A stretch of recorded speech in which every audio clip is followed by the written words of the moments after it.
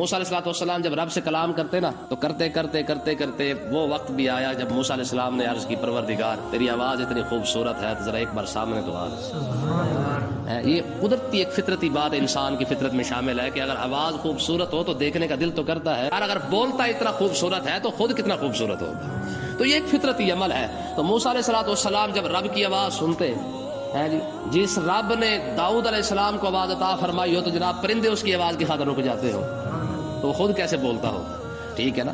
تو اللہ تبارک و تعالیٰ نے ارشاد فرمایا موسیٰ علیہ السلام نے یہ عرض کی پروردگار ذرا آج سامنے تو آ رہا، لیکن ناز والا نبی ہے، انکار بھی نہیں۔ رب ارنی انظر الیک، دل کرتا ہے تجھے دیکھو، لیکن انظر الی الجبل، اللہ تبارک و تعالیٰ نے ارشاد فرمایا میرے کلیم لن ترانی، تو دیکھ نہیں سکے گا۔ یہ نہیں کہا کہ میں نہیں دکھاتا، کیا کہا؟ تو نہیں دیکھ سکے گا۔ ہاں ہماری طرف سے انکار نہیں ہے، تو اگر دیکھنا چاہتا ہے تو بسم اللہ، کوئی مسئلہ نہیں ہے، لیکن فلاکن انظر الی الجبل، ذرا پہاڑ کو تو دیکھ، فإن استقر مکانہ فسوف ترانی۔